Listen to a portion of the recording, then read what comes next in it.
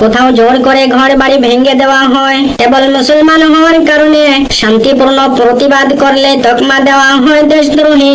আমার প্রিয় ভাই ও বোনেরা, যে বাদশাহ সিংহাসনে বসে কেটে ফেললেন, আর একদিকে দুনিয়ার ইতিহাসে এমন অনেক বাদশাহ ছিলেন যারা সিংহাসনে বসে নিজেদেরকে মনে করতেন রাজার রাজা। তারা বলতেন আমাদের মতো আর কে আছে। তারা রাজপ্রাসাদ সাজাতেন সোনার পালঙ্কে, রূপার বালিশে। তাদের এক ইশারায় মানুষের প্রাণ চলে যেত। কিন্তু একজন বাদশাহ ছিলেন যিনি সিংহাসনে উঠে কেঁদে ফেললেন, কারণ তিনি জানতেন এই সিংহাসনে একদিন তার কবরকে উত্তপ্ত করবে। এই ক্ষমতা তার জবাবদিহিকে কঠিন করে তুলবে। তাই আমাদের প্রিয় ভাই ও বন্ধুগণ, দুনিয়ার ইতিহাসে এমন শাসক খুবই কম জন্মেছেন যার শাসনে মানুষ এতটা নিরাপদ সুবিচার প্রাপ্ত হইয়াছে। যেমন ছিলেন হযরত উমর ইবনে আব্দুল আজিজ রাদিয়াল্লাহু তাআলা আনহু। একবার শুধু ভেবে দেখুন, তিনি যখন খলিফা হলেন তখন তার চেহারায় আনন্দ ছিল না, বরং ছিল কান্না। কারণ তিনি জানতেন এই দায়িত্ব একটি আমানত এবং কিয়ামতের দিন আল্লাহ তাআলা তাকে এর জন্য জিজ্ঞাসা করবেন। তিনি তো এমন শাসক ছিলেন যার আমলে এতটা ইনসাফ কায়েম হইয়াছিল, জাকাত নেওয়ার মতো লোক খুঁজে পাওয়া যেত না। গরিব মানুষরা বলে উঠত আমাদের তো আর কিছু লাগবে না, সবাই তো পেয়েছি ইনসাফের মাধ্যমে। তিনি বলেন আমি চাই না আমার শাসন আমলে কেউ না খেয়ে মরে। আমি চাই না কোনো বিধবা আর এতিম তাদের হক থেকে বঞ্চিত হয়। তিনি রাষ্ট্রের অর্থ দিয়ে নিজের বিলাসিতা চলাতেন না, বরং নিজের তেলাওয়াতের বাতি ও রাষ্ট্রীয় কাজের বাতি আলাদা করতেন। সুবিচার কি জিনিস উমর ইবনে আব্দুল আজিজ তা দুনিয়াকে দেখাইয়া দিয়েছেন। উমর ইবনে আব্দুল আজিজ এক নবযৌবনের নাম। খলিফা উমর ইবনে আব্দুল আজিজ তিনি ছিলেন বনি উমাইয়ার রাজ পরিবারের একজন। তার পূর্ববর্তী জীবন ছিল এক বিলাসিতায় ভরা। দামি কাপড়, দামি আতর, সুগন্ধি, রাজসভার মজলিসে সবকিছু ছিল তার পরিচিতি। কিন্তু যখন তার কাঁধে চাপিয়ে দেওয়া হলো খলিফাতের আমানত, তখন বদলে গেলেন তিনি। ইতিহাস বলে খলিফাতের দায়িত্ব পেয়ে রাজপ্রাসাদে পৌঁছানোর পর রাজ কর্মচারীরা সোনার পর্দা টানাচ্ছিল, সুগন্ধি ছড়াচ্ছিল, রাজ সিংহাসনের জন্য দামি কাপড় বিছাচ্ছিল। তখন উমর বলেন এইসব সরিয়ে ফেলো, আমাকে আমার কাফনের কাপড় দেখাও। তার স্ত্রী ফাতিমা বলেন হে উমর, তুমি তো আগে খুব আরামপ্রিয় ছিলে, এখন এমন কষ্ট করছে কেন? উত্তরে উমর বলেন ফাতিমা, আমি তো এক সময় উমর ছিলাম, লাল রঙের বস্ত্র পরতাম, দামি ঘোড়ায় চড়তাম, কিন্তু আজ আমি সেই উমর নই। আমি এখন এমন এক চেয়ারে বসেছি যার জন্য আল্লাহ আমাকে কিয়ামতের দিন একা দাঁড় করাবেন। প্রিয় ভাই ও বোনেরা, একটু ভেবে দেখুন উমর ইবনে আব্দুল আজিজ এর কি ধারণা ছিল, আর আজ কালকের সরকারের কি ধারণা। জগতের জনগণ, বিশেষ করে সংখ্যালঘু মুসলমানেরা জুলুম আর জুলমের মধ্যে পড়েছে। এখনকার শাসনেরা যেন মানুষের জন্য নয়, ক্ষমতার জন্য শাসন করে।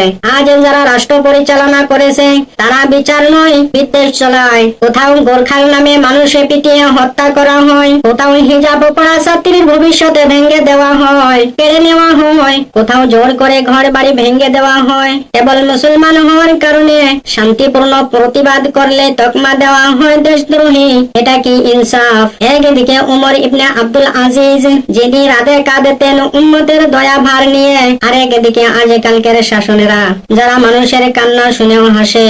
হযরত উমর ইবনে আব্দুল আজিজ রাদিয়াল্লাহু তাআলা আনহু বলতেন ফোরাত নদীর তীরে যদি একটি কুকুর না খেয়ে মারা যায় তাহলে আমি আল্লাহর কাছে জবাবদিহি হব। আর আজ কয়েক কোটি মানুষ না খেয়ে মরে, অথচ কোটি কোটি টাকা খরচ হয় মূর্তি বানাতে। আপনার মূর্তি কি বলছে নাকি মুসলমানের বাড়ি ঘর ভেঙে দাও, পিটিয়ে গুলি করে হত্যা করে দাও? ভাই ও বন্ধুগণকে বলছি, আমরা আর কতদিন চুপ করে থাকবো? ইনসাফ না থাকলে রাষ্ট্র চলে না, জুলুম টিকবে না। কোনদিন ফেরাউন টিকে থাকতে পারেনি, নমরুদও পারেনি, এদের চেয়ে বড় আর কে হতে পারে? আমরা চাই এক উমর ইবনে আব্দুল আজিজের মতো শাসক, যেখানে ধর্ম দেখে বিচার করা হয় না, হক দেখে হয়, যেখানে মুসলমান, হিন্দু, খ্রিস্টান সবাই শান্তিতে বাসে, যেখানে সরকার জনগণের সেবক নয়, শাসক হয়। আল্লাহ বলেন বিসমিল্লাহির রহমানির রহিম, ইন্নাল্লাহ ইয়া'মুরু বিল আদলি ওয়াল ইহসান। নিশ্চয় আল্লাহ সুবিচার ও সদাচারের নির্দেশ দেন। আসুন আমরা ওমর ইবনে আব্দুল আজিজ রাদিয়াল্লাহু তাআলা আনহুর মতো ইনসাফ ও তাকওয়ার শাসনের জন্য দোয়া করি, আর এই দেশের জুলুমের বিরুদ্ধে অন্তত একটি আওয়াজ তুলি, সেটা হোক কলমে বা কণ্ঠে বা কান্নায়। জুলুম করলে ক্ষমতায় থাকা যায়, কিন্তু ইতিহাসে বাঁচা যায় না। কেঁদে কেঁদে রাত কাটাতেন যে বাদশাহ ওমর ইবনে আব্দুল আজিজ রাদিয়াল্লাহু তাআলা আনহু এক রাতে বিছানায় শুয়ে পড়লেন। স্ত্রী ভাবলেন তিনি ঘুমাইয়া পড়েছেন, কিন্তু কিছুক্ষণ পর দেখেন তিনি কাঁদছেন। স্ত্রী বলেন, হে খলিফা, আপনি তো আল্লাহর এক ন্যায়বান শাসক, আপনি কাঁদছেন কেন? উমর বলেন, ফাতিমা, আজ আমি যাদের উপর খিলাফতের দায়িত্ব নিয়েছি তাদের মধ্যে এমন শিশু আছে যারা না খেয়ে ঘুমিয়েছে। যদি কিয়ামতের দিন আল্লাহ আমার গলায় চেপে ধরেন, আমি কি জবাব দিব?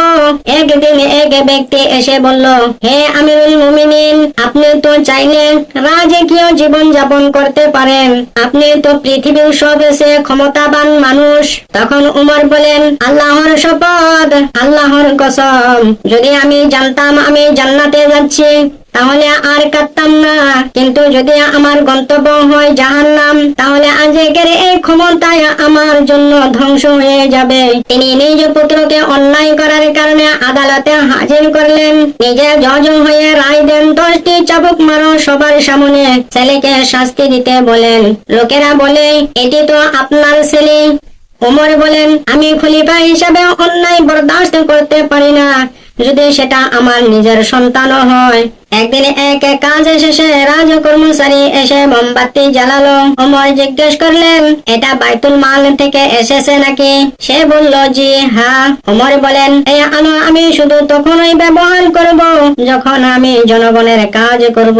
ব্যক্তিগত কথা বলার সময় এই আলো জ্বালানো হারাম। শেষ থেকে তিনি এতটা দুর্বল হয়ে পড়লেন যে নিজের খাবার নিজে নিতে পারেন না। তিনি বলতেন, আল্লাহ তুমি জানো আমি তাদের মধ্যে ইনসাফ প্রতিষ্ঠা করতে চেয়েছিলাম, আমি ব্যর্থ না হই যেন। মৃত্যুর আগে তিনি বলে গেলেন, আমার জানাজায় রাজকীয় কিছু করো না, আমি যেন সাধারণ মানুষের মতো কবরে যাই, যেখানে রাজা ফকির সবাই একসাথে মাটির নিচে ঘুমাইয়া থাকে। মাত্র 2 বছর 5 মাস খিলাফত চালালেন তিনি, কিন্তু সেই সময়টিতে যাকাত দেওয়ার মতো গরিব খুঁজে পাওয়া যেত না। তিনি হলেন এমন এক বাদশাহ যিনি দরিদ্রের ঘরে খাবার পৌঁছাতেন, নিজের সন্তানের উপর ইনসাফ প্রতিষ্ঠা করতেন এবং কবরের কথা ভেবে ভেবে রাত ভর কাঁদতেন। এই হলেন সেই বাদশাহ যিনি সিংহাসনে বসে সেজদায় লুটিয়ে পড়েছিলেন। আজকের দিনে যেখানে রাজনীতি মানে ক্ষমতা আর বিলাসিতা, সেখানে উমর ইবনে আব্দুল আজিজ এক জ্বলন্ত দৃষ্টান্ত। আল্লাহর কাছে আমাদের দোয়া, আমাদেরও এমন ইনসাফে প্রিয় আল্লাহ বিরু নেতৃত্ব দান করুন, আর আমাদের অন্তরও যেন আল্লাহর ভয় ও জবাবদিহিতার অনুভব কাঁপে। ইমানের আহ্বান, সত্য, দয়া আর ধৈর্যের বার্তা ছড়িয়ে দেওয়ার একটি ক্ষুদ্র প্রচেষ্টা। সাবস্ক্রাইব করুন, শেয়ার করুন, হয়তো এই ভিডিও কারো চোখে পানি আনবে আর আল্লাহর দিকে ফিরে আসবে। আসসালামু আলাইকুম ওয়া রাহমাতুল্লাহি ওয়া বারাকাতুহু।